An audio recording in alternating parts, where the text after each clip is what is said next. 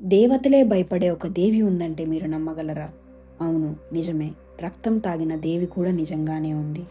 ఒక రాక్షసుని చంపాలంటే దేవి రక్తం తాగాల్సి వచ్చిందా? కాళికాదేవి కోపం ఆగిపోతే ఈ ప్రపంచం నాశనం అయ్యిద్దా?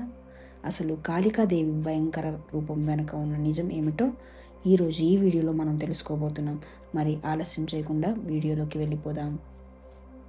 పూర్వకాలంలో రక్తబీజుడు అనే మహా అసురుడు ఉండేవాడు. అతనికి ఉన్న వరం ఏమిటో తెలుసా? అతని రథం భూమిపై పడితే ప్రతి చుక్క మరో రక్తబీజుడిని పుట్టించేవారు. దేవతలు అందరూ ఎంతగానో యుద్ధం చేసినా అతన్ని సంహరించలేకపోయారు. యుద్ధం సాగిన కొద్దీ రాక్షసుల సంఖ్య మరింత పెరిగిపోతుంది. అప్పుడు దేవతలందరూ కలిసి పార్వతీదేవిని శరణు వేడుకున్నారట. అప్పుడు దేవతలు ప్రార్థనలు విన్న పార్వతీదేవి తీవ్ర కోపంతో కాళికాదేవి అవతారాన్ని ధరించారు. ఆమె రూపం భయంకరంగా మారిపోయింది. విప్పిన జుట్టు, అగ్గి వంటి కళ్ళు, బయటికి వచ్చిన నాలుక, చేతిలో ఖడ్గం. యుద్ధ భూమిలో అడుగుపెట్టిన కాళికాదేవి ఒంటరిగా వేలాది రాక్షసులను సంహరించిందట.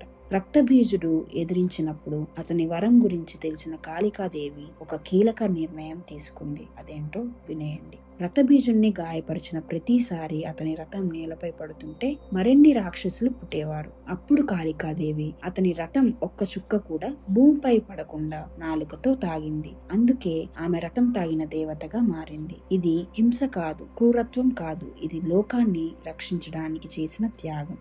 దేవతలు ఎందుకు వణికిపోయారనేది కూడా చూద్దాం. రక్తబీజుడు చనిపోయిన తర్వాత కూడా కాళికాదేవి కోపం ఆగలేదు. ఆమె తాండవం చేయసాగింది. ప్రతి అడుగుతో భూమి కనిపించింది. దేవతలు ఒక్కసారిగా భయపడ్డారు. ఇలా కొనసాగితే ప్రపంచమే నాశనం అవుతుంది అని. కాళికాదేవి శక్తి అంత అపారమైనది కావటంతో ఆమె ముందు దేవతలు వణికిపోయారు.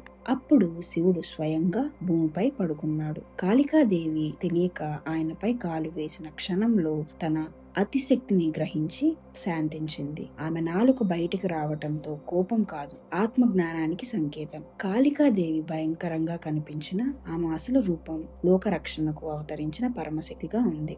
కాళికాదేవి అంటే భయం కాదు, కాళికాదేవి అంటే రక్షణ.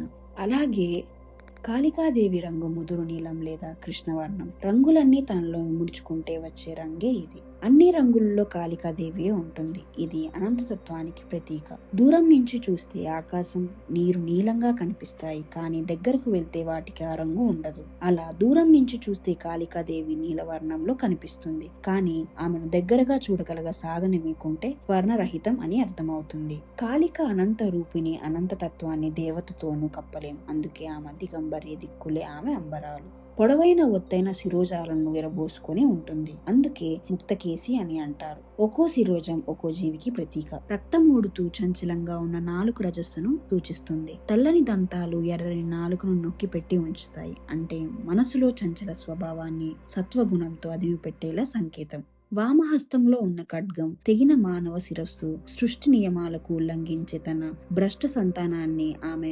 సంస్కరిస్తుందని చెప్పేందుకు సూచన. కాళికాదేవి ధరించే మాలల్లో 50 శిరస్సులు ఉంటాయి. సంస్కృత భాషలో 50 అక్షరాలతో కూడి ఉంటుంది. ఈ అక్షరాలే శబ్దానికి, భాషకు పునాది.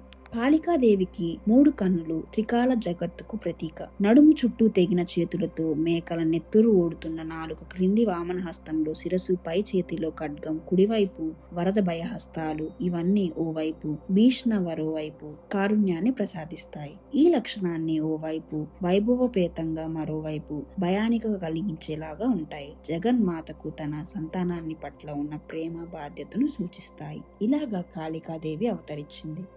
అలాగే కాళికాదేవి రూపం కూడా ఇలా ఉంటుంది. సో మీకు కనుక ఈ వీడియో నచ్చినట్లయితే please do like, share and comment. కొత్తగా వచ్చిన ఛానల్ని సబ్స్క్రైబ్ చేసుకోండి. అలాగే బెల్ ఐకాన్ క్లిక్ చేయండి. Thanks for watching.